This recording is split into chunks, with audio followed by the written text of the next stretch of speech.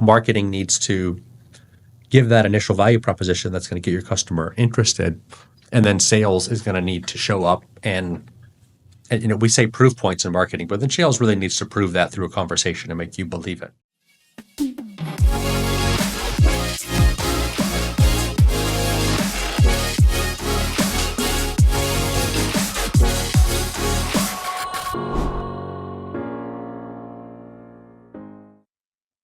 All right, today on the show, we bring on Ryan Chapman, who is a director of sales campaigns at Honeywell. Ryan, welcome to the show. Thank you very much, Richard. It's always a pleasure to hang out with you, and thank you for having me here today. Yeah, well, I'm really glad to have you on, and those of you who watched our show before, you'll see that we're in a different location. So I want to thank our good friends over at Anthem. This is the Anthem Studios, where they film a lot of podcasts and other things, and so our friend Nathan Yerian over here at Anthem said we could use their studio for this conversation since we're both here in Houston. Yeah, this is a great spot. Well, Ryan, thanks for being on. As you know, our tradition here on the Above the Clouds Stories from the Boardroom podcast is to ask each guest what if their company were a bird, what bird would they be? What's your spirit bird of your company? Okay, so the spirit bird of the company, and I told you this kind of pre-podcast that this was the hardest question for me out of all the ones that we reviewed was what is the spirit bird of the company? What's my spirit bird? It's tricky. Well, it's honestly something I've never given a whole lot of thought about. That's so right. it was a nice exercise to sit down and think about what. You never contemplated your spirit bird? No. Yeah. Well, I would say at one point that I was a blue jay, but I've flown the coop. So excellent. That'll make more sense later in the podcast, I think. But that's something Richard and I have in common. That's right. Or when I went to one customer one day, I think it was a customer in Australia, and I told them that I work for Schlumberger. This was previous job, guys. She put down on my name tag, Slumber Jay, like it was a bird. I thought that was funny. It's a very lazy bird. That was a very lazy bird. Slumber That's bird. Right. That's it. So, but anyway, getting back to current company, Honeywell, what bird would they be? And I think it would be a hawk. Maybe you get that one a lot for companies. Honeywell is definitely they're very focused. They're very strategic. I want to say aggressive, and I don't mean aggressive in a like anybody beats me when I go to work sort of way. I mean, they have aggressive targets and goals, and pursue them with purpose, and so I think a hawk is probably an appropriate way to represent kind of their company culture. I like it. Laser focused. That's it. Laser focused. Fast. Eye on the prize. Let's get it done.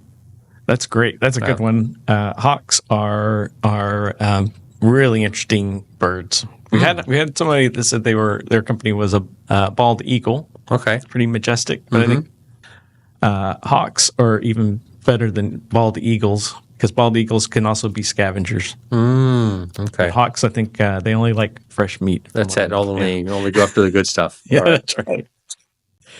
All right. Well, Ryan, why don't you walk me through your career and how'd you wind up at Honeywell? Oh, okay. How far back should I start? You can go all the way back take us to the beginning. How'd you get interested in this wild world of sales and marketing? So when I was 7, you said go way back, so I'm going really pulling it back. Right? Way back machine. So when I was 7 years old, I had my own lemonade stand. Wow. My dad has an automotive repair shop. They still have an automotive repair shop. And so I was selling lemonade, and I was pretty good at selling lemonade, And so I think that he had a friend who was in sales, and he said, look, this kid is probably going to end up in sales one day, right? And so leave that there for a minute. Fast forward, I didn't end up going into sales. I went to school for mechanical engineering. Got myself an engineering degree. At that point, after I graduated, I never left the United States. Went on a backpacking trip to Europe for about 6 weeks and decided that the world was a big place and I wanted to see more of it. And I started actively looking for companies that would send me abroad. And so Schlumberger, now known as SLB, gave me an opportunity to go work as a wireline engineer in West Africa and Angola. Oh, that's pretty exotic. First place to live outside of the United States. It was it was different, right? Sure. And I probably had to go home and look it up on the map, after I got the job offer. But I took it, got there, definitely opened my eyes to a lot of things. Ended up working for them for 18 years, almost 18 years. So I did Angola, then Brazil, Australia, Scotland. And so, was doing, let's call it field engineering. At some point, once again, the company recognized that sales was probably the right place for me.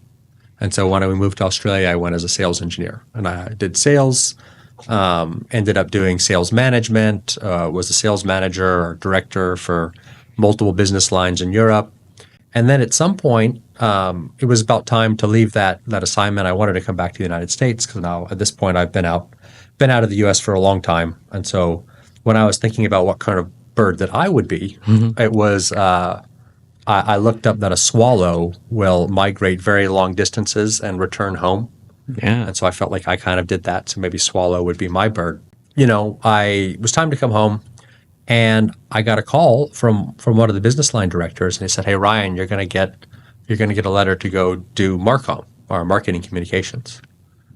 And I was very, very surprised about that at that time because I had been doing sales for like 8 or 10 years at this point, and I was, like to think that I was pretty good at it. And so I didn't understand at that time why in the world the company would kind of want to take me out of that game and put me into another direction. So yeah, I didn't really understand that.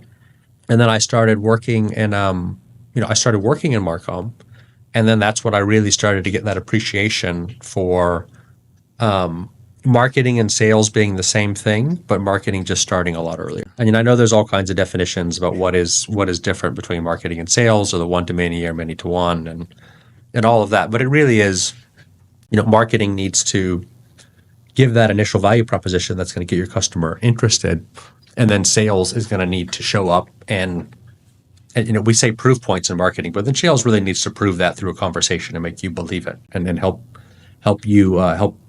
guide you and tailor that to your specific situation. Yeah, absolutely. Wow, that was an interesting ride, huh? At Schlumberger. But even before that, do you remember your pitch at the lemonade stand? Oh, my pitch at the lemonade stand. I was, I had a bit of a captive audience. That helps, right? So it was Florida. It was hot, captive audience. So I was in the right place at the right time. I also noticed that between 7 to 11, my sales trailed off. And so I was a lot more successful when I was cute or cuter, and it was maybe my insistence was a little less annoying because I was smaller and cuter. And so that's, I had to start sweeping the floor around, 11 or 12 when I couldn't rely on that anymore. Yeah. But yeah, I think I probably just politely annoyed you until you bought my lemonade. Persistence, and there's some full-grown salespeople today who could learn that trait. That's true. Persistence is important. Probably the best thing about that business was my parents paid for all of my material cost. So I had no overhead, and it was a pure profit operation. So I was really making good money for an 8-year-old. Yeah, nice. Yeah, your COGS were was pretty good, huh? Well, $0. I was raking it in. It's like mafia business model. Yeah, and it was all into the paper, taxes. Well, you got to be careful with that because the IRS might want to know how much were you charging per glass of lemonade. Well, I don't know if they watch your podcast. If they do, I think the statute of limitations is probably on my side. That's there. good. Yeah. That's good.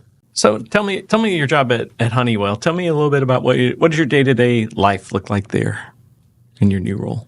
Okay, so at Honeywell, they asked me to do something called sales campaigns. When I was applying for jobs, it was a good fit because they were looking for someone who had sales and marketing experience. And so initially what they wanted me to look at was selling things where they have excess stock. And so I was like, okay, and I know how to sell things. Let's get in there and we'll do all the sales stuff.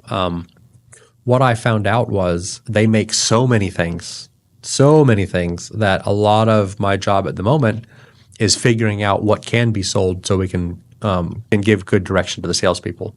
Because I can't send a list of raw materials or non-sellable things or whatever to the salespeople. So I actually spent a lot of time working with supply chain just to generate good, clean list of what can be sold, get that to the salespeople, give them the right prices.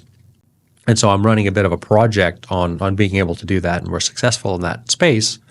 And then after that, or let's say in the past 4 or 5 months, I've only been there about 9 months now, I've been working on doing some of what you would think more of as sales campaigns. So looking at the value proposition with the salespeople, going and helping marketing understand what the salespeople need to, as let's say to soften the beach to get them in the door, generating some account-based marketing campaigns that are going to put that message out there in the world, and then seeing how that flows through the kind of system into leads that sales can follow up on.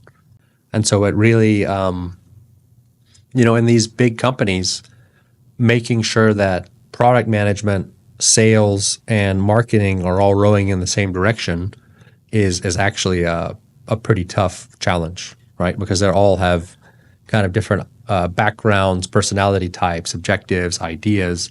And so there's a handful of products that I'm spending a lot of time with them. First, I'll go talk to the offering manager and say, why should somebody buy this thing that you made? Yeah, that's a good question. And then, going to the salespeople and saying, okay, the offering manager thinks this is the reason that people should buy this. What are you hearing from your customers?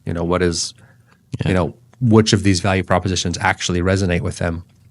And then going to marketing and saying, hey, this is now the ad copy we're going to use to generate that interest. And then also helping them tailor those sales presentations. Marketing, a big output of marketing is the sales presentations that the salespeople need to use to sell. And then helping them, understand what's the product, that their internal customer, the salesperson needs. And so just back to the Schlumberger experience, when I had became Marcom, I eventually figured out why they did put me in that position. And I think a lot of it had to do with exactly what I'm talking about now, is that sales is an internal customer. So being previously one of those internal customers, I spent a lot of time at Schlumberger as well, trying to make sure that the material that sales was getting was fit for purpose. Yeah, for sure. I think, especially when you touch on a couple of things that I think are interesting, when you first started, just making sure that you had the ground truth on the products and, all of those things. I think that is a way to miss the whole first rung of the ladder if you don't go through all that step. I mean, it seems a bit tedious. And, for the people who watching this and worked for really big companies with massive portfolios, and I don't know, how many SKUs does your company have? I can't even imagine. Oh, so I work for the industrial automation part. And I'm working closely with 5 out of 7 of the business lines, or what they call GBEs, and 500,000. Oh, wow. I would say. Yeah. That'll that's one hell of a spreadsheet. I would imagine. Yeah. Well, there's a Power BI that I have that for one of the business lines won't load everything. I have to do it by region. Wow. That's a lot. So there's a lot of stuff, right? Sure. Yeah. And it's easy for things to slip through cracks, or, the pricing wasn't updated. And so I could imagine that if you don't go through that due diligence like you did, could really wind up getting the salespeople to, sell things that are priced wrong or are no longer in stock or not available in their area. So there's, could be fraught with, risky and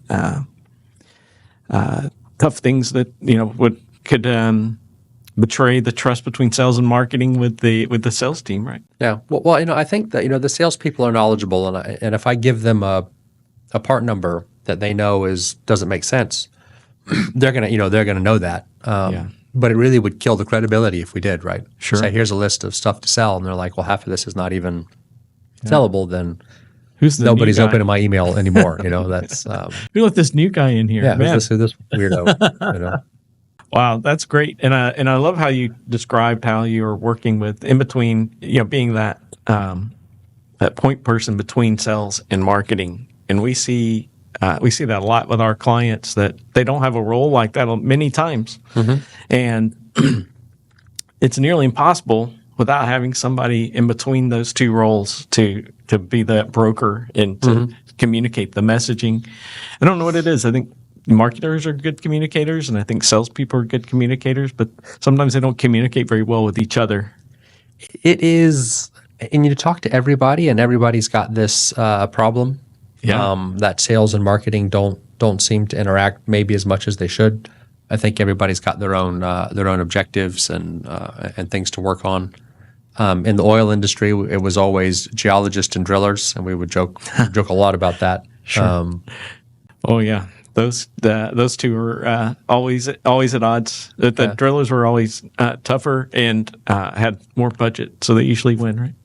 And most companies, who controls the dollars is the one who's going to win. Yeah. Just thinking about that dynamic between marketing and sales. When you were in sales, how much customization work did you have to do with the marketing materials? Because I was probably one of the people who helped either directly made or saw the making of a lot of those materials. So you have kind of two issues in most big companies, and I've only got experience in two, but I talk to people who work for others, right? And this seems to be across the board. You have a problem with distributing the material correctly. Yeah. And a lot of that happens on SharePoints or through email, or a guy, and that's how you get the material, right? Yeah. A lot of companies today are solving that with good sales enablement platforms. So hopefully, as we move forward, that becomes less of an issue. And then you have, marketing needs to create material that kind of works for everybody. Yeah. But what I've seen is that marketing sometimes wants to say, this is the message, and then sales, you need to go deliver that message. I was even told one time that we don't want sales to modify our material. And for me, that was the exact opposite of what we should be doing. The material that marketing should provide should be customizable, because it is literally sales' job to take the value proposition and tailor it to a customer. Right. Yeah. And so their material should be made for them to do that. And if they're not doing that properly, the problem's not with the marketing material; it's with the sales people. They need to be able to do that, but you got to give them something good to start with. Yeah. But a lot of the times, I would take a whole things from many, many different spots and then make my own decks, which was appropriate, but I'm sure it would have made my marketing communications manager very upset at the time if he saw any of the stuff that I was making as a sales manager, for sure. Yeah. I used to really, when I was at SLB, I would always get really upset when I would see that the salespeople had really changed things, because they didn't necessarily. It was all engineer salespeople, right? So they didn't necessarily appreciate the aesthetics, and we went through when we did it, and so I'd always be really frustrated with that. And then when I left SLB, I went to work for a branding firm here, in a B2B marketing firm here in Houston, and I was in a BD role there essentially. And, so I was like, where's the stuff? Like, give me the brochures, give me the sales deck. What do we have? Do we have case studies? I need stuff. And so I went and I gathered all that stuff, and I looked at it, and I did exactly what you described. And I was like, this is I can't use this for this client and this industry or this particular person in the buying cycle. And I changed everything. And then I realized, look, I'm that guy. You're that guy. Here I am. I'm fully a BD person now. Yeah, I came full circle. Yeah. So that is one of the things that you're right, and it's classic challenger sell, right? Mm-hmm. Teach, tailor, take control of the sell, and so if you're not tailoring it to your buyer, then you're not doing it right. Well, if you're not tailoring the message, then you don't really need sales. Yeah. Right. I mean, if you just have one message that's going to fit particular segment, that's marketing, right? That's Right. It's a buy now button on the website. exactly right. That's in TikTok store or whatever. It's not the kind of business that that Honeywell's in or that Schlumberger's in, right? Yeah. Or SLB. In fact, we get frustrated with the sales people who don't customize their messaging for the customers on the B2B side, because they go, wow, this was not a very good lead that came through. Yeah. And you're like, well, why did you think it was a very good lead? It's the right size company. It's the right job title. It's, in fact, it's a customer on our targeted list. And a job title on that target list. Well, I don't know. They didn't seem very interested. Well, did you ask any questions about what they were looking for? Well, no, just went through our slide deck and told them how many years we've been in business and all of our locations and, all this, stuff that was in the starter marketing kit. Like, oh, gosh, come on.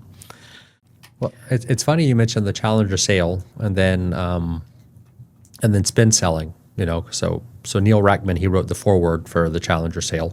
Yeah. And Neil Rackman, he wrote this book called Spin Selling, which is probably old hat now, but he was the guy who, at least that I know about, really pointed out the difference between B2C sales and B2B sales. Yeah. And if you read that book, it's all about that kind of journey on, his initial problem statement was that all of the sales material that was out there was B2C, and that he wanted to make some particular B2B material. And then, Challenger, they have taken that to the next step with the series of books that they've written. And I would like to, I think, I haven't seen it, and if there's somebody who wants to write in the comments, a reference for me to go look at or a book to read, really somebody doing that for marketing too. And because I do see a lot of B2B businesses still kind of using B2C marketing processes or the value proposition for the buy now, the buy here click button that we talked about. Yeah, it's a real problem. And I think even in, all the marketing schools that I know of and the degrees, and when I studied marketing, they really teach you B2C. All the case studies are Coca-Cola and car companies and, all these things where you just, it's totally focused on the B2C sell or B2C marketing, and it is just it's a completely different world. Yeah, and it's funny. You asked about me kind of getting into marketing through Schlumberger. So the very first thing that I did when I got that job as a marketer was I took an online marketing class at Berkeley because I was like, well, they want me to run marketing communications. I don't know anything, except for what's in my heart, I guess, about marketing communications. Got to learn about this. And it was good, right? It was a lot of foundational stuff, but it was all, as you said, it was all B2C. Yeah. I don't know. It's, I think that is something that is, and I don't know why that's the case either, because I think that there are more B2B companies, out there than there are, or it's a pretty close split. The B2B companies versus the amount of B2C companies. But I think when people think of marketing, I certainly did. When it's like, I'm going to go into advertising and marketing, I was thinking of selling beer and cars and, all the fun stuff that you see on the Super Bowl commercials. And, it just happened to be in a B2B market and, wound up selling oil tools and medical devices and all these things that you're not going to see TV commercials for. Well, it's funny. I think that a lot of people have this, or a lot of people in industry have this conception that B2B, that marketing is not as powerful for B2B. Yeah. Because, B2C marketing is a lot on emotion and B2B, and I'll go back to, exactly what they laid out, or Neil Rackman laid out in Spin Selling, is that when you sell to a corporate, a company, you usually have a multi-person buying center. It's more complex. There's more steps. There's more analysis. So it is a less emotional. It's not an emotional decision as much as it is for the B2C. But I remember when I first got this marketing job, I was still very much sales, and we were doing a workshop with Andy Graham, who we both know, and Andy was kind of making the counter argument that B2B can be driven by emotion, maybe not as much, but it can be driven by emotion. And he told a story about when he was young in his career, when he went to a customer and he was having this conversation. And they say, well, marketing doesn't work for B2B. And he was sitting across the table from a bunch of people who had Mont Blanc pens, and they were wearing. I guess they were making the argument that marketing doesn't work on me, right? So they're having this conversation, and they said, but marketing doesn't. Fine, maybe it's good for B2C, maybe B2B, but aside, it doesn't work on me because I'm a very analytical person. Yeah. And he's sitting there and he's looking at him, and they have their Mont Blanc pens, and their custom suits and their Rolexes and their. Yeah, they roll up in their BMW or Mercedes or whatever. And tell me again how marketing doesn't work on you, Yeah, absolutely. And I think that is, we talk to our clients about that too, and we do an exercise because a lot of our clients are engineers or doctors or STEM people, and when we talk to them about the emotional side of things, and they say, well, we're engineers, we don't have emotions. And I think that is definitely not the case in a lot of B2B situations, because they might be, doing something that their employees' lives are maybe at stake. They're could lose millions of dollars or have a potential to gain a lot of dollars, lose a big bonus, get fired. Those are very emotional things. Yeah. And I think way more emotional than an ink pen, or even maybe not as much as a car, but yeah, I mean, those are very emotional things, and I think you've got to be able to tap into that, but not in a way that fear mongers or you don't want to scare your your customer to death. But we always like to say, if your client wakes up in the middle of the night in a cold sweat and their spouse says, "Honey, what's wrong?" It's not usually the features that the engineers develop for that tool. It is going to be one of those things where, what if we try this and somebody gets hurt? Or what if we do this and we don't reach our targets and we don't get our bonus? Or derail an entire project. Right? Yeah, exactly. Right. There's a lot of emotional things at stake, I think, in B2B. I think that's an excellent point. Yeah. And going back to the Challenger, when you they propose, and it's a very, very nice way to lay out a sales presentation. And aside from the kind of opening steps, they recommend that you make an emotional connection. What does this mean for the customer? And then you follow it up by something they call rational drowning. So you kind of have an opener, which is you demonstrate that I've got the knowledge to play, so to speak, right? I'm belong here. Yeah. Then you move to the kind of what is the problem, what are the emotional implications of the problem, then what are the rational kind of points that back up that problem, or I've said it's really serious. Now what are the data that proves that it's serious? Yeah. And then ultimately, how can we solve the problem? That's the last thing you discuss. Yeah. Which is the way that it should be. But when you just talked about the emotional side of it, I think for engineers, or anybody, you need to bring out that emotional side, but then back it up with some of the numbers. Yeah, that's right. And I think that is, we always have the question of why would someone believe? Why would they believe that? Yeah. To be true. And I think that is something that if you don't answer that part with a skeptical or very rational audience, then that you'll never close the deal. So you can't have the emotion without the rational. Yes, I think you need. Yeah, I think that is 100% correct. Cool. Tell me, what's one thing now that you wish you would have known on day one when you started at Honeywell? Oh, it's funny because I figured it out that I started at Honeywell, but then I look back through my career and how much it would have helped me is project management. And so now, and it's not that every time I don't understand something, I go out and take a course, but I'm now taking a course in project management because as you move up in whatever, if you want to be in a big corporation, as you move up, you're going to have to impact larger and larger groups of people.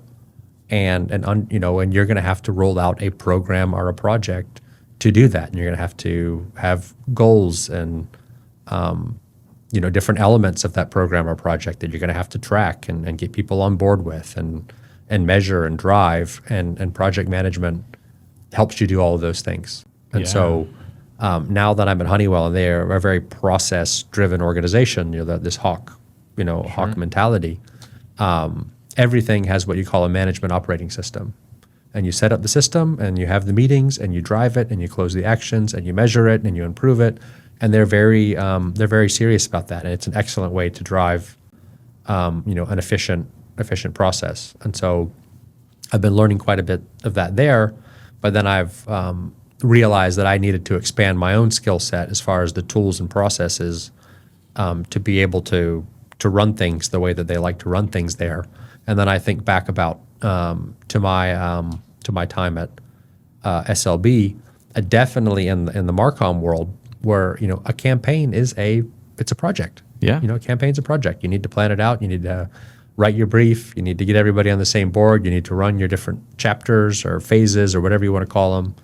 And so, if you want to get things done with large groups of people, I would recommend investing some time and learning about project management. Yeah, you bring up a really good point, and I think that in a lot of marketing campaigns, you're right. There are a lot of moving, pieces, and you got a lot of characters involved, and you're dealing with marketing people and salespeople. Maybe it can be somewhat difficult to herd sometimes, and so having that framework and a process that you can lean back on and make sure that you can deliver is critical. We have. It took me a while to figure this out, but we have dedicated project managers for our clients too, because like I said, marketing people, which I consider myself one. Sometimes we get really excited about the offering and all that, and maybe not so much about the process. So you're saying that marketers are generally not super process oriented, Richard? That's right. Is that? Yeah. In fact, we do a personality assessment called Berkman. Okay. And so it's wonderful because it breaks the world into kind of 4 categories, where you're a communicator, a thinker, a doer, or a process-oriented person. You assign colors? Colors, that's right. Okay. So green for communications, blue for thinking, yellow for process, and red for task-oriented. It drives me crazy that all of these frameworks have the same. They have the same kind of goals, in classifications. They have the same colors, but nobody uses the same colors for the same thing. No, but it's that's not an aside. Sorry. Well, it is. It's definitely not a universal color coding system. No. And as somebody who did study engineering once upon a time, that part does drive me That's crazy. right. We need API certification. That's it.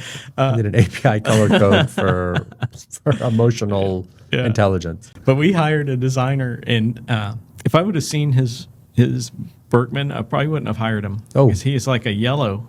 Does he know that? And I brought it up to him. Okay, because it would be awkward if he found out about it on my podcast. Well, he will be listening to this because he's got to edit them, so maybe a rude awakening. But I thought, when I think of designers, I think, blue thinking and being conceptual, and then maybe a little bit of green to communicate it, but, mostly kind of that blue, project managers and those kinds of folks are usually the yellow world, but he came in as a yellow, like he's deep yellow, and it's red, and I was like, wow. But he's a fantastic designer. He's super good. So you can't, and he is the way he thinks about every design problem is a process for him. He goes through a process on how to design for that. And so that explains it. And he interviewed really well too. So I was like, well, okay, this, maybe I got to not stereotype people based on their personality assessments, but it's not a predictive tool. So they say, don't use it to hire anybody. So that's why I didn't fall into the trap. I just looked at it afterwards and I thought, oh man, who did we hire for this? Well, I think it opened your eyes to the fact that you could have a more diverse talent pool, right? Yeah, that's right. When I was doing lemonade sales, maybe you could have imagined that I would end up here, but it's not at all what I thought I would do after I graduated with an engineering degree. Sure. And I've read that maybe, and I tell this to like younger people that I know when they're thinking about what they're going to do in life. I say, look, roughly 50% of people don't do anything that has anything to do with what they degreed in or what they studied. Yeah. How many lawyers do you know that are real estate agents now? It's like, I think there's so many, it really goes through these things. I think engineering is such a good degree for people because it teaches you so many different things. It teaches you about how systems work. Mm-hmm. It teaches you how physics work. I think with the understanding of those two things, you can do a lot of things. You see a lot of engineers that go on to be CEOs or go into finance or whatever, because I think those two building blocks are useful for many industry or many different domains. I think it's good for problem solving. And then when I was younger, and I don't know, maybe even still now, I lacked, let's say, I'm not process oriented by nature, or wasn't, or maybe I wasn't organized by nature. And engineering school definitely sorted that out. Yeah, there's a process to learning calculus. Yes. Yeah. If you don't become an engineer. Nope. Well, I mean, sometimes if you do, you don't become an engineer. So maybe fair. You can become a marketer. There you go. That's what happened to me. Yeah.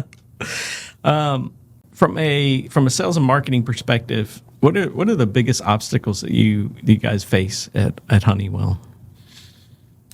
I think it's really the one that I hit on earlier, is that you need to get those three groups of people: product or offering management, called whatever you want to call them, sales, and then marketing, just speaking and all moving in the same direction instead of kind of doing their part and then handing the baton over to the next team and then move it on to the next thing. Because when you've got so many products and so many things to do, it's very easy to kind of do your piece of the process, hand it off, and then now it's gone. It's moving through the machine, Sure. So to speak. And so just getting those groups of people together to really understand how everything moves from point A to point Z, to optimize that process is probably the hardest thing. And so in the job that I have now, I have a lot of freedom to decide kind of what I do. And I spent a considerable amount of time just, what happens when we get a lead, or what happens when we do this. And I would follow, and I would talk to all of the stakeholders and kind of get an idea of how things move through the process, even to the extent that I submitted like some, actually I even did this before I interviewed. I submitted some leads on their online portal and like talked to some people. Oh, wow. And then since I've been doing this, I also submitted a lead and then followed it through the system and then talked to one of our channel partners. And so I called them and they called me and they said, hey, you entered a lead to, I think I put it into like, say I needed a barcode scanner for an ice cream shop or something like that. I was opening a small ice cream shop and needed a barcode scanning system. And I put in one for us and I put in one for our competitor, because I wanted to see how fast we were compared to our competitor and what the experience was like. And so eventually one of our channel partners, so it's non-Honeywell, like a lot of companies, a lot of stuff that Honeywell sells goes through a channel or a distribution partner, and then they sell to the end customer. Sure. And so, that lead that I had entered on our website got handed off to this distributor or channel partner. They called me, asked me about these barcode scanners. I said, look, at this point, I'm going to level with you. I'm actually work for Honeywell, and I'm not. I have to come clean. I can't lead a double life anymore. Yeah. But then it turned into a conversation. I was like, look, I'm looking at this process, trying to understand how we are managing it to give you leads. And so tell me about it. Like, from your perspective, are we doing a good job? Are we doing a bad job? What do you Right. A little voice of customer research. Yeah, a little customer research. But I went down the rabbit hole in a whole bunch of processes and tried to understand where those groups link together so we can, and you can't boil the ocean, Right. So I just picked a handful of products and said, okay, I'm going to see how we can look at this for this product now. Let's now see how it's all going to flow through the process from from the ad that you click on to the lead that gets generated to the material that they show you when they come to try to close the sale. So that's a very useful discovery. I think, to be able to go in there and experience it firsthand and really test it. Because as you mentioned before, if your process is going to be to get everybody aligned, put it in the process, and move on to the next one, well, if that process isn't a good one or there's disconnect in there, then you can just assume that things are going to work out. But maybe they're not. Maybe we get stuck at a certain point in the system over and over, or you'll provide a bad customer experience, or your win rate will go down, or whatever bad thing could happen if you don't do that. And we had a client that did that, or that we were working with, and and I was like, how were you guys following up on leads as a website project? So I went and I said, can you send me all they had a really high amount of leads, and which was a little surprising because their website was not very impressive. And this is why they were asking us to redo it. But I was like, well, why are you changing if you have this many leads? And so I went and I just went down the list and started calling people and said, hey, did so-and-so follow up with you on the lead? And I got a very high number of people who said, no, they haven't followed up with me. But by the way, can you help me with this? I was like, but nobody can get you to the guy. So I've seen this, right? I mean, that happens, I think, in a lot of businesses. And my feeling on that is you are better off if you didn't do anything in the first place. Yes. Right? Because imagine there's a customer who wants to talk to you. Yeah. They're excited about your product, and they reach out to you, and you ghost them. You know? Yeah. You just paid a lot of money to alienate a client. Yes. Turn a client to an enemy. Yeah, correct. They're like, hey, why don't you try so and so company? Well, I don't know. I tried, and they never got back to me. So, but I think it happens a lot. I think a lot of the people who are listening, if you ask yourself, does that happen at your company? I think they're going to say yes. Yeah, I think that a certain amount is inevitable, right? Mm-hmm. Some things slip through the cracks, but when it's a really high percentage, it can be alarming. Like you said, you've been better off to not do anything. Yeah. What do you think? Because you mentioned project management, but something we see a lot is that there's also a fair amount of change management involved, and maybe you guys are farther along, but a lot of our clients they're used to doing it the old-fashioned way, where the marketing people just throw the leads over the fence to the salespeople. But when we're trying to get them to work more closely in hand, it requires I won't say a lot, but a substantial amount of change in their day-to-day jobs. And I think marketing people and salespeople both are very prone to muscle memory and going back to the old way they did it. If you're not applying some sort of change management, did you run into that? Yeah, I mean for sure, and I'll answer that in the context of customer behavior changing and technology changes, and so you got to change, right? And one of the things that I got really excited about when I started looking at this lead to revenue process at Honeywell was intent-based marketing. Mm-hmm. And so there were some parts. It's funny because it's such a big company that you'll find a part of the company that's not doing anything, and then another part of the company that's like knocking it out of the park in a certain area, right? Sure, so there just may be, for whatever reason, part of the company's already light years ahead, and then the other one, you can maybe needs to go towards that other direction. And that's one of the cool things about seeing multiple business lines, is I can say, hey, look what they're doing over there, and maybe you want to do it over here. And but the thing that was exciting me was this intent-based monitoring. Yeah. And the fact that there's this behavior change now where people don't fill in contact forms. Yeah. People don't necessarily want to give you their email for a white paper. They're on to you. They're on to you, right? Because they know that you're gonna spam them for the rest of their lives if they do this. So I see a big shift in these and they're smaller. I think it reminds me of a story about Salesforce. So I'll put it this way: I was. And if anybody's going to get it right, it should be Salesforce. Yeah, exactly. So I learned about intent-based marketing, monitoring, and I'm like, oh, this is super interesting. And for those of you who aren't familiar, it's maybe I can't see what Richard Byrd searches on the internet, and it's probably good that I can't, right? I'm not saying that you're doing anything bad, Richard, but nobody would like that invasion of privacy. But what I can see is in aggregate, what sort of terms are the people who work for Bluebird searching on the internet or Honeywell or whoever, right? Sure, yeah. And that tells me maybe they haven't released an RFQ yet, but they are going to because they're searching for certain things. Yeah. And then I can give that information to my salespeople. And so I was searching for intent-based marketing on the internet. I get an email from Salesforce, who, Honeywell uses Salesforce as our CRM provider. And they say, hey, Ryan, I see that you're interested in intent-based marketing. We have solutions for that. It was an outbound sale, I guess you'd call it an inside salesperson who would contact me. And I've copied your account management team on this email, and we would like to have a meeting with you to understand more about your problem. Yeah. And so I didn't reach out to them. Sure. But within 48 hours, they'd figured out that I had a need. Yeah. I could see they looked at me on LinkedIn. Yeah. And then had sent me an email and reached out and wanted to have a conversation. And when I was researching that, I said, okay, this is what good looks like, right? Yeah. We need First class. to replicate that. And then and I'm not saying that, when I showed that to people and said, hey, we need to be able to do this, nobody said no, right? Yeah. They're just like, yeah, that looks great. We want to do that.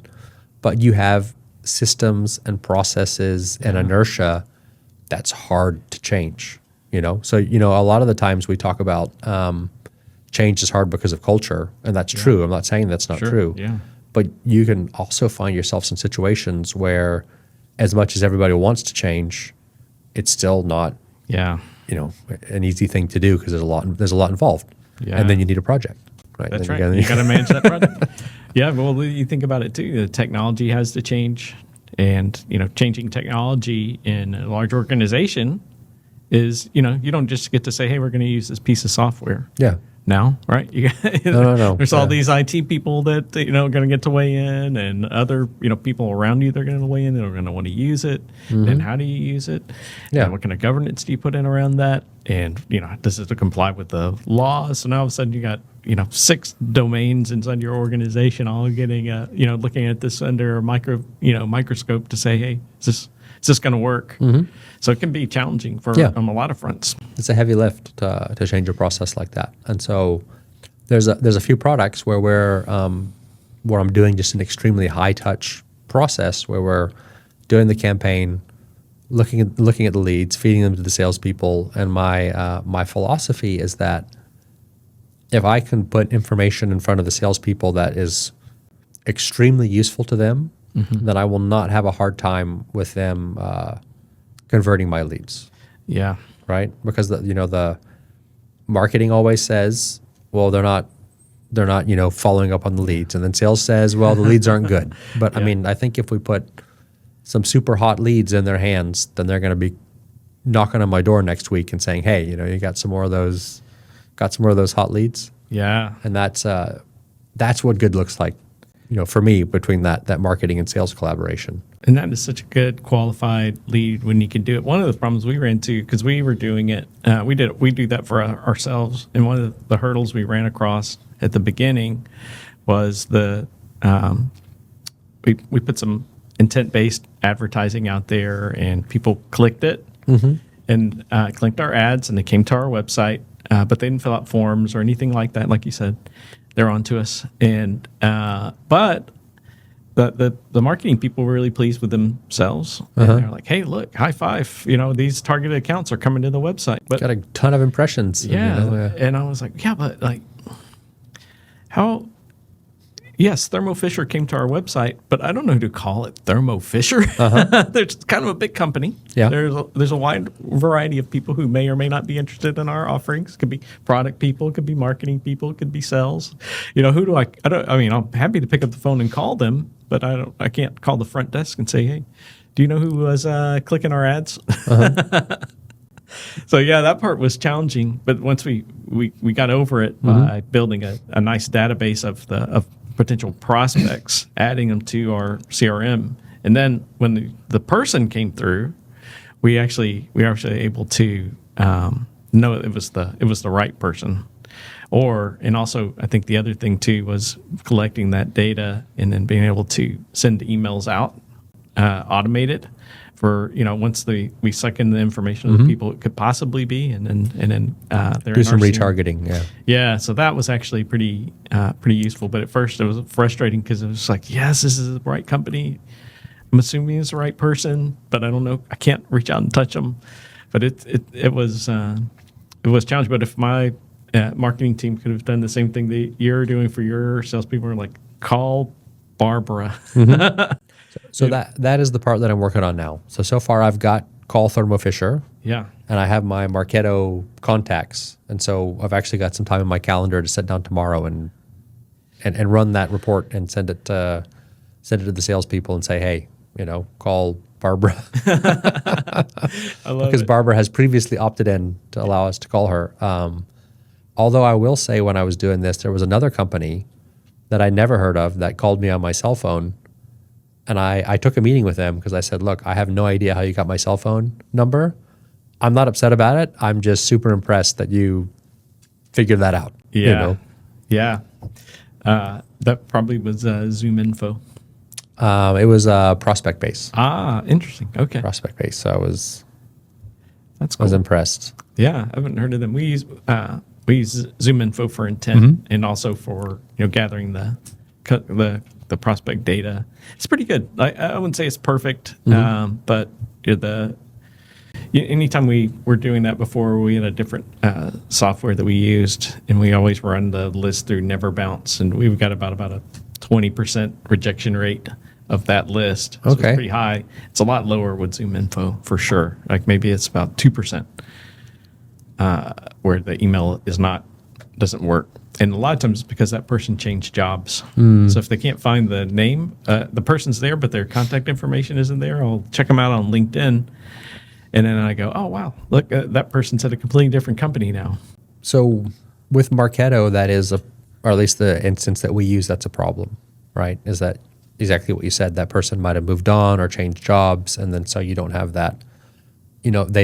They're a contact. They've opted in at some point. Yeah. They're known. But, if that was 3 years ago, is that still the right person? Yeah. So that's a good point that you're Especially- able to figure that out.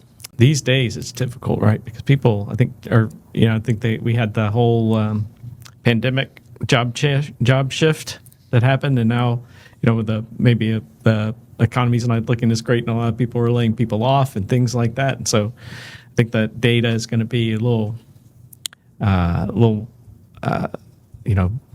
a little edgier than before. I think that, but there's really no way to avoid that. I think you just have to check your sources. Well, I wonder if a company like Zoom Info could help you resolve that. I think they do a good job of curating their content. But it's such a big database, and I think the market is moving so fast that I think there probably is going to be some sort of lag there. So I think this is the other thing that drives business people and most of the time we're working with technical companies. So management that have an engineering background crazy about marketing is there's very rarely ever a cut and dry answer. It's always it's a funnel. It's an A/B test. It's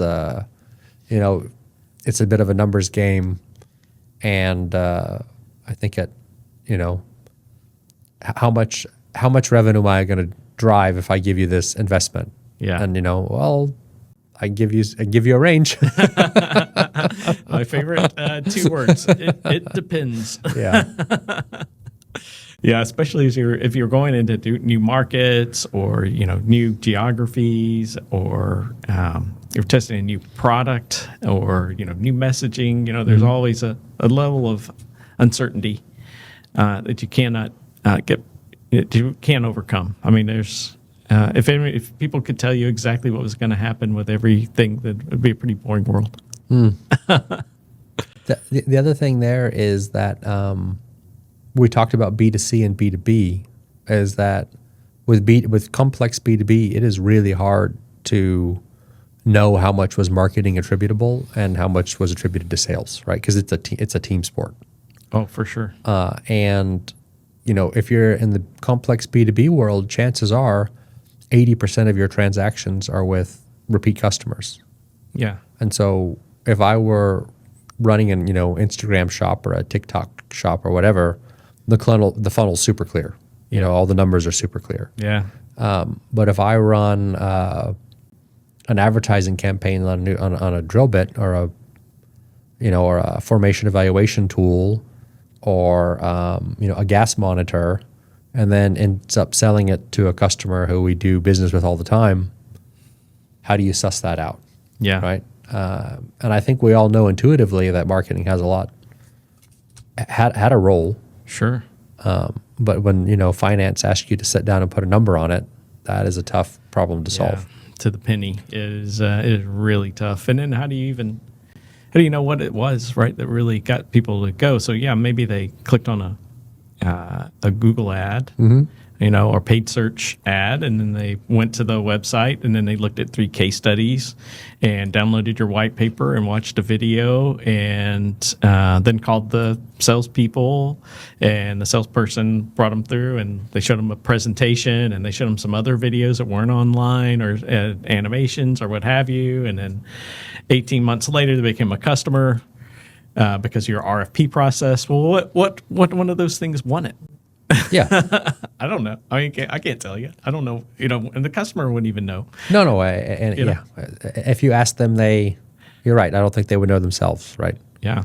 That's part of the issue. Honeywell does do a good job where they classify that they have marketing generated revenue and marketing influenced revenue.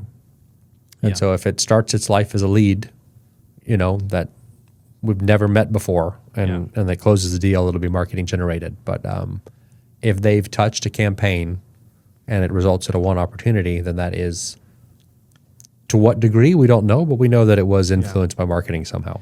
Well, that's a very rational way to look at it. We haven't had one where one of our clients, they got really mad at each other because the branding person was in the room that did all these ads, and they were really cool ads. And then they had the digital marketing person that was in the room, and they said, this lead came through because of paid search. And the branding person said, yeah, but they searched for the product name. And so you go one layer deeper in the onion, and you go, oh, well, yeah, that's they obviously had heard the name, or they wouldn't know how to search for the name. So now, what was that? What would you attribute that to? So did they see it on a sales presentation, or did they see it on a banner ad? Exactly. Yeah. Did they hear about it at a trade show? Yeah. That's true. Knows? And so the attribution is really tough. I had one of our clients we work with. It's a bit off color, but I'll tell it anyway. We might strike it from the record. But he said attribution modeling is like sex in high school. Everyone says they're doing it, but no one's. Very few actually are, and the ones that are doing it aren't doing it well. So, I've heard a version of that works. I never heard it with the attribution modeling, but I had one time at SLB, our CTO asked me about digital. And I gave a pretty similar response. Oh man. Yeah. So what's one of the biggest misconceptions about your industry now that you've moved over to this digital industrial world over at Honeywell? Oh, so the biggest, I think, misconception is that Honeywell makes thermostats. Hey, my thermostat used to say that. Now I have a Nest thermometer, but when I moved in, it had a Honeywell gauge. Well, it still would say Honeywell on it. Yeah. And the company was founded, I think it's, let me see, I wrote it down so I don't want to say this wrong, 1906. And they did make like a regulator for a boiler. And so that's what the company did. But at some point they sold that brand. And so, well, not sold that brand, they sold that product, but it still carries the Honeywell name, but it's not made by Honeywell anymore. Wow. Oh man, mind blown. Yeah, that was, I definitely didn't know that until I was in a meeting and I was telling somebody, I was like, oh yeah, so my brother-in-law found some Honeywell thermostats on eBay or whatever, and he was selling them, and they were like, well, we don't make those anymore. I was like, what? Man, no brand confusion there. Yeah. That's true. Well, I hope they're making good quality ones, I guess. Yeah. Where do you see the industry going over the next 5 to 10 years? I think it's really this intent-based stuff, Richard, and it makes me think of, Henry Ford. If he asked his customers what they wanted, they would have said a faster horse, right? And so, I don't think your customers, they're definitely a lot less likely to give you their email. But even if they were, the job of a good marketer is to know the customer better than they know themselves. And so you need to monitor behavior to really understand what's going to work, more so than relying on a survey or or saying, contact us. Sure. And the more information that becomes available about behavior, the better you're going to be able to meet those needs. And it is a little bit can feel intrusive at times. Yeah. I'm sure I'm going to get. We've said the word podcast I don't know how many times today, and I'm going to get, advertisements on Instagram for podcasts for the next 2 weeks, right? But Yeah, exactly. I think that type of finding out how to monitor behavior signals and then associating that with Barbara from Thermo Fisher is going to be the future, more so than it is now. And the big companies are way behind compared to some of the smaller companies when it comes to this, because I've had that conversation. It's like, hey, I want to know, how do I find Barbara at Thermo Fisher? And the answer is, well, we can't. And I was like, well, I don't know. Like, Instagram's trying to sell me cat sweaters because somebody mentioned it. There's a way, Yeah. There's a way. Yeah, I think that is it's interesting too, because we work with small companies, we work with large companies, and the big enterprise level clients have challenges, and the smaller companies have challenges, and sometimes they're the same, but oftentimes the larger companies' challenges are political and technical and permission based, and all these things where one organization could just say no. IT could just say no, we're not doing that, or legal says no, sorry, because one of the countries we operate in doesn't allow that, so we're not going to allow it for the entire global population. Yep. And it's done. So you're not going to be able to take care of the guy who's operating his garage trying to sell you cat sweaters. Yeah, I'm he pretty doesn't sure have a legal department. Yeah. And if he did, it's a cat. Yeah, cat's like, are you okay with this? Yeah. Yeah. Oh man, well that is pretty interesting. So I guess how are you guys navigating that, or how are you navigating that within your organization, going forward? So it's really starting to monitor that intent, and then running some pilot programs to demonstrate the usability. Right, and say, because for all the reasons you just mentioned, if I were to just show up one day and say, hey, I've done this study and I think you should do this. And, let's say I even provided the numbers, it's going to take this many man hours and it's going to cost this much, and nobody's going to do that, right? Yeah. So you need to, if you have a good idea, you need to go and, don't boil the ocean, go and pilot it for a product or a department or a region or whatever it needs to be, and then show that the results are superior. And then I think somebody's going to take you. I'm still not saying they're going to do it, but they're going to take you seriously, and they're going to think about whether or not they want to implement something new. And so that would be that's what I'm trying to do, and I'm still on that journey, right? I'm still standing some of this stuff up, and trying to get those data points to go and say, hey, I mean, I think I feel strongly that I know the answer, but I mean, I could be wrong. It's happened once or twice before. No. Yeah. Yeah, I think I really like pilot projects. They're very unthreatening sounding. let's just try a pilot project, and then I think the other thing that helps with those too is if you can get your internal stakeholders to help define that sandbox and how big the pilot is, they can get a little more say in it, and so they can maybe even shorten the window where they feel comfortable with it, and then you can get get those results, and that's the good thing about working for a company like Honeywell. It's a bunch of smart engineers and technical and logical, rational, and if you can prove it out, it's difficult to say no. Yeah, if it makes business sense, why not, right? Yeah, that's right. As long as you get your attribution models now. Well, that is we're laughing about it, but it's a challenge, What other, we talked a little bit about intent-based and account-based. What else are you guys working on over at Honeywell today? As far as just tactics, marketing and sales tactics and techniques. So one of the things that seems to work extremely well, and it's let's say it's an oldie but a goodie, is trade shows.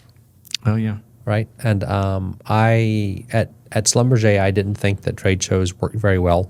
Yeah. I was a proponent of deprioritizing that spend a little bit. Yeah. And then the time that I was there, that did happen. Not because Ryan said to do it, but it just naturally, I wasn't the only one who saw that. But then when I came to Honeywell, I was surprised at how well the uptake was and how many leads were generated from good old fashioned trade shows. And emails still, seem to have really, really good response rates compared to some of the other stuff that you could do. Yeah. And the ROI is good 'cause it's nearly free. I mean, it's, you don't have to pay for the ads. Yeah. And so everybody likes to, I like the intent-based stuff. I like the all that, and it's fun cool, and it's sexy, stuff, yeah. new, but trade shows and emails still get the job done, I'm with you with email, but not for cold outreach. I think a lot of our clients are like, we're going to use email for cold outreach. Yeah, I wouldn't use it for a cold outreach. And I'm just like, that's the worst. It's almost as bad as a cold outreach phone call.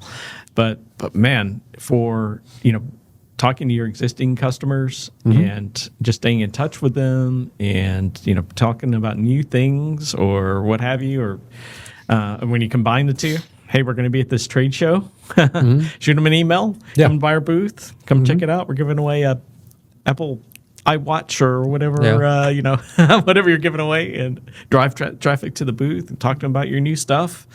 It works great, I think, in that kind of context, especially as an enabler. It's like the mortar that can hold all those other tactics together. It's a great communication tool. Well, especially when somebody has went to your website and they've signed up and said, I would like to receive emails about this particular subject. And then you don't send them too many, you send them an appropriate number of emails about that particular subject. And I think, I agree. There's, nobody likes a cluttered Gmail inbox. I think we've all got to the point where, I don't know, might have to change my Gmail address every year or whatever, right? Yeah. Unsubscribe doesn't work. Yeah. but for the B2B stuff, for your end users who are interested in a particular subject, they're still really happy, I think, to receive the emails that you send. So it's funny too. We worked with a client and and we asked them about their list, and they said, in this company too, their form was particularly had a lot of friction, just a lot of mandatory form fills and all these other things. But they sold something that was pretty unique and highly differentiated offering. And so they had 40,000 people had filled out this outrageous form, and that was on their list. And I was like, really? All these people filled out that form for over 40,000 people? And he said, yeah. I said, well, how often have you emailed them? And they're like, we send out emails every once in a while. And I'm like, well, what do you mean by every once in a while? And they're like, well, we haven't sent anything out in the last 18 months or so. And I'm like, oh my gosh, guys, this is a big missed opportunity. Please tell me that you'll let us send them some emails. So we, Hunter did a webinar, and this was back when I was working for Schlumberger, and we wanted to get people to come to our webinar. And, we made these really funny videos and clips and put them on YouTube and got all kinds of impressions. And it was, it was fun and it made us feel good. But what really, really drove attendance at the webinar was, Schlumberger as well had, I think they've made some improvements recently, but they had a long, arduous form with all, way too many fields. But there's a lot of people had signed up to receive these emails, and the response rate to the webinar was phenomenal when we sent them the emails out. That's the one good thing about forms with a lot of friction, I think, is that you are not going to get as many people who actually fill out the form, but that's really not the goal if you think about it. Mm-hmm. You want engaged people to fill it out. If they'll go through all that work to fill out the form process, then they really mean it. Like, they are going to be engaged. I think you are 100% right. And I have a buddy who does cybersecurity. And he spent a lot of time doing what you call like white hat hacking. Oh, yeah. So he would phish people to get their credentials and then break into, see if he could, get around security measures to then strengthen those security measures. Right. Sure. Yeah. And so one day I was talking to him about these crazy emails that you get where the scammers got half the stuff spelled wrong. And you're like, and I was like, man, these guys, like, they're terrible scammers because they've, it's obviously a scam. Sure. And he said it's obvious to you, but they're trying to filter you out. Because if you're smart enough to pick up on that and then you don't engage with them, you're also smart enough to figure out 5 steps in the future that they're a scammer. Yeah. So they're looking for the person who doesn't. This is the opposite, kind of the opposite of what we're talking about with the same idea. Yeah, that's right. Is that they're using that as a upfront filter to make sure that you're going to go all the way through the funnel. Yeah, you might not believe that this is the prince of some African nation that you don't know about, and their king, the father, has been unrightfully imprisoned. Yeah, and I'm going to give you. I need to wire you $100 million to help get him out, right? But if you'll believe that first email, then I'm sure that it only gets more outrageous as you go down their funnel, right? Sure, yeah. So if you're out from the first email, then great. I don't need to waste time on you. And so, as crazy as this sounds, what do scammers have in common with marketing form fill is you're right. You want to see the people who've got the grit to kind of go through and hang on, and exactly. They really want it. They really want that information. That's it. It's a curious situation because I think that is where you obviously want more people on your list, and like you said, so many people are going, I don't want this white paper that bad. Yeah, I'm actually going to give you my information. We've ungated almost everything on our website just for that very reason. Yeah, just hopefully they'll engage with us, and if they actually like the content and think that we have something to say, then they'll reach out. And if they don't want it and if they don't like it or whatever, then they won't reach out. So I was when I was doing some research the other day, because there's a whole lot of stuff on Honeywell. Like, just technically, I've got no idea about this stuff. So I spend a lot of time when I'm looking at projects doing research on the internet to try to figure out what it is, what others are doing, what are the competitive advantages. And, a competitor, first of all, I clicked on what looked like a scholarly article, and it was a scholarly article, I'll be fair. But it was a piece of paid media. It did not read like paid media until I got to the very, very end of it, because I actually pulled this and then I mapped this article against the Challenger sales steps, because they just did it perfectly. They didn't try to sell me anything until I had read their entire article. And so they have a good B2B marketing agency that helped them with that. Absolutely, right. So it was, they gave me something for nothing up front. Yeah. Right. So I clicked on it. They gave me the information. At the very end of the article, they very politely said, hey, if you believe what we're saying, I can help you with this issue. Thought that was great. Then I started scrolling up, and in the middle of the article, which this is both a positive and a negative point, I had skipped over their CTA because I just thought it was an ad. Oh, yeah. But after I read the whole article and then I see the company name, and then I realized they had put a CTA in the middle, which I guess the criticism is they really just put it at the end, because if I made it at the end, then I would have been right at the CTA. But notwithstanding, excellent piece of work by them.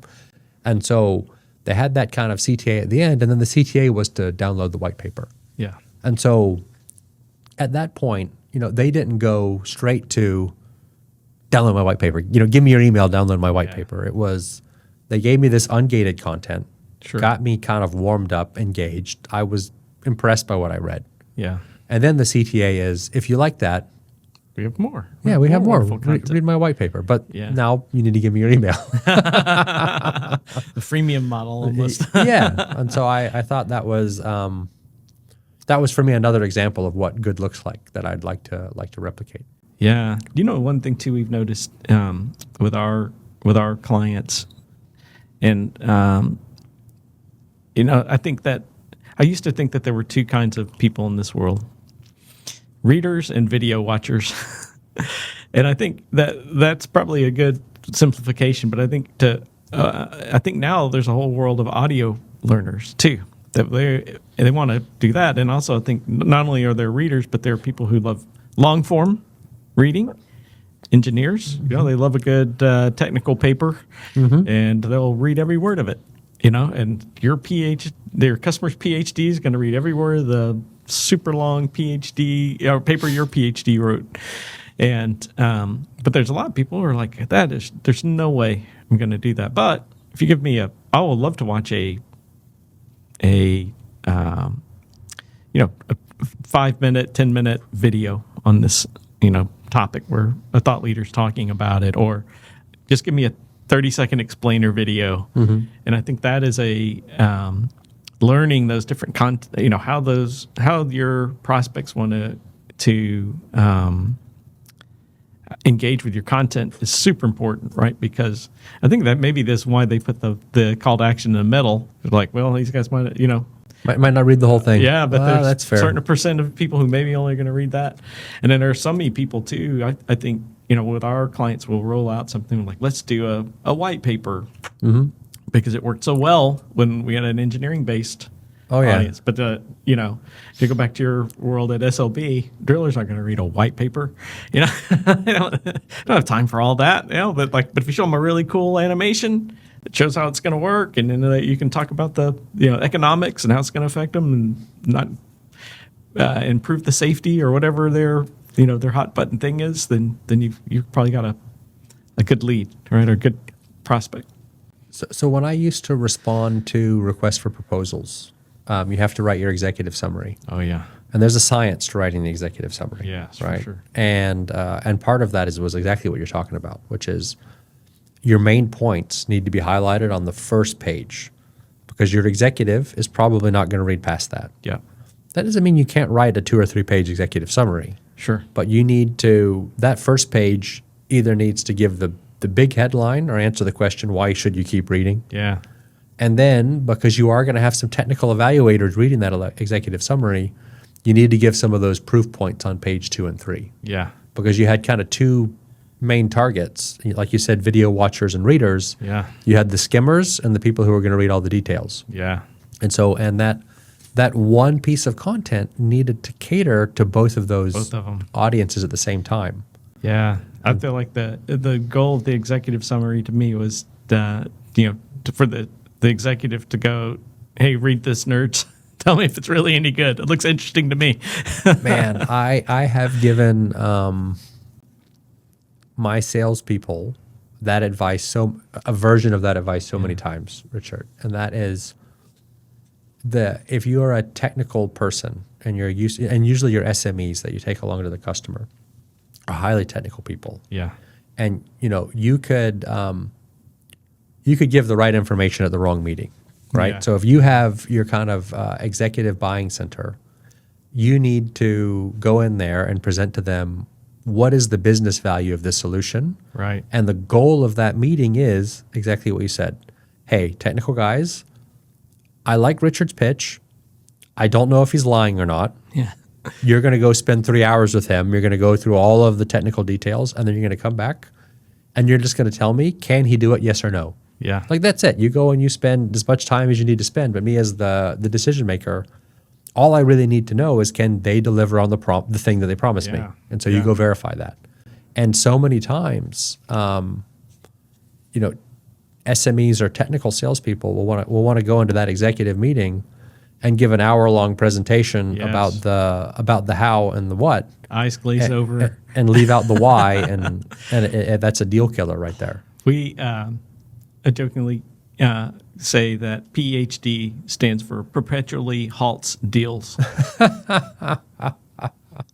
So you don't want those guys too early in the sales process. No, but they I will say, especially at Schlumberger, there were some guys who did a really good job about knowing when to dial up or down the level of technical detail, and they're worth their weight in gold. Absolutely. I've worked with some of those guys. We did a video with one of the guys, and he said, we're going to shoot a video, and we're going to talk about this technique. It was, I can't remember, it was some drilling technique, and it was pretty technical. And the guy said, yeah, no problem. He's like, do you want, because I can bullshit my way through anything. Do you want 5 minutes of bullshit, or do you want 30 seconds of bullshit, or you want 5 hours of bullshit? I got it all. You want top of funnel, middle funnel, or bottom of funnel content? What are you going for? Well, I love it. Well, your path was really interesting, and how you got into marketing and sales. I guess what would be a piece of advice you would give a young sales or marketing person? Oh, a piece of advice that I would give to a young sales or marketing person: listen, listen, and be empathetic. Yeah. Because that you're excited, you want to tell someone about your thing, but if you want to make a real deal, if you really want to build loyal customers, you need to help them solve a problem. Yeah. And you need to understand that problem, and you need to have, self-interest is what destroys trust. Yeah. And so you need to put yourself in that other person's shoes. You need to give them a good and fair solution to their problem, and you'll have a customer for life. And you'll make the money will come. Because if you consistently solve that problem and you ask for a little bit more money, they'll give it to you. Yeah. But if you're kind of playing this roadrunner, Wile E. Coyote game where sales and procurement are always trying to get one over on each other, Yeah. or you're just trying to kind of make your sale or make your metrics, people can see right through it. They can sense it. Yeah. And so be genuinely interested in solving your customer's problem, and you're going to be in good shape. Yeah, no, that is great advice for anyone. We think about it as like customers can see through it, right? Yeah. I call it commission breath.